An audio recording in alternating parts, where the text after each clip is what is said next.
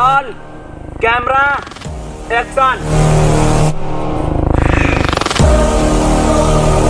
पूजा आओ तो चक्कर पर बजा दो अब बस पहले वो छानी खबर साले कमाइते कमाइते बूढ़ हो गई। इस साले वीडियो के चक्कर में लागल है।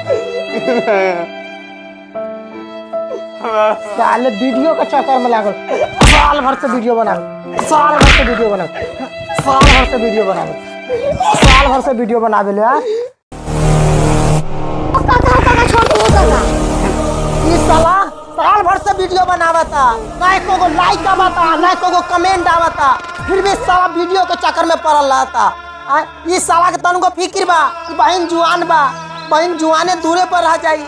जे अगुआवता जे सुनता केकर बेटा वीडियो बनावता, कोनो अगुआ हमरा से रिश्तेदारी करे के लिए तैयारी नहीं के, हमरा बेटी के कोनो बहू बनावे के लिए तैयारी नहीं के। इस साला के चलते खाली वीडियो बनावता। कई बउआ हमर बेटी नरवे मर जाई के। इस साला के तन को समझ में आवता।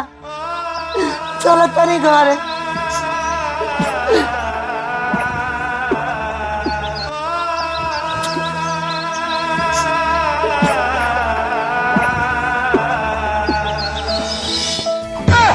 देखा बुढ़वा आवता फिर ओकरा के मजाक उड़ाई। देखियो मुँह लड़का के चल जाई।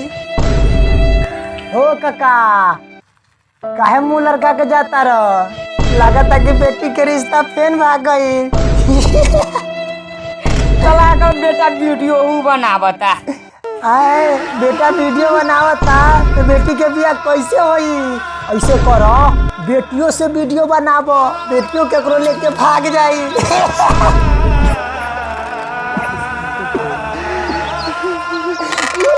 चल गई चल गई।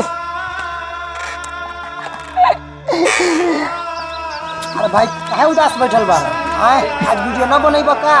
ना भाई आज के बाद वीडियो नहीं बनाएंगे। जितना भाई लोग देख रहा है ना, कोई नहीं लाइक करता है, ना कोई कमेंट करता है, ना कोई फुल वॉच करता है। तो फुल वॉच नहीं करेगा तो मेरा वीडियो का मतलब क्या समझेगा? इसीलिए आज के बाद वीडियो बनना बंद कर दिए। अरे भाई तू टेंशन मत लो, जितना भाई लोग तोरा के देखत आ रहा ना, सब भाई लोग तोरा के कमेंट करी और लाइक भी करी और फुल वॉच भी करी। तू टेंशन मत लो, हिम्मत से वीडियो बनावा, हिम्मत से, और एकदम वीडियो में जान झोंक दो। जितना भाई लोग तोरा देखत आ रहा ना, सब भाई फुल वॉच करी। और तो और गांव वाला और तोर पापा आज तोरा के हंसत आ रहा ना, तोरा के मारत आ रहा ना, एक दिन उहे तोरा देखे के लिए तरस जाई और जे आई तोरा साथ सेल्फी ली सेल्फी। तू हिम्मत से काम लो, हर एक रास्ता के आगे कोई मंजिल ही मंजिल, वो मंजिल तोरा के जरूर मिली। जा हिम्मत से तू काम लो। चला तोरा वीडियो बनावे में हम मदद करब। चला चला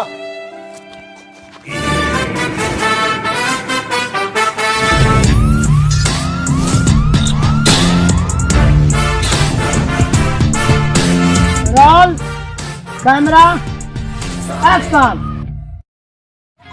कौनो बैद के बुला दे माई रे, बिना जान के जियल नाही जाई हमके, सुइया जहर के लगवा। वाह वाह वाह वाह, बहुत अच्छा बहुत अच्छा। और तू बनेगा स्टार। और जितना भाई लोग बा ना तोरा के देख रहा बा, सब तोरा के लाइक कमेंट करी और फुल वॉच भी करी।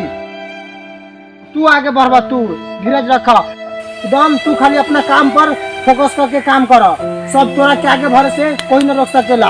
और तोरा के गांव वाला और तोर पापा डांटे ले ना, देखे नहीं के चाहना, वो पूरा गांव वाला और समाज तोरा से एकदम अपने आप से रिश्ता बनाई और तोरा देख के सेल्फी ली।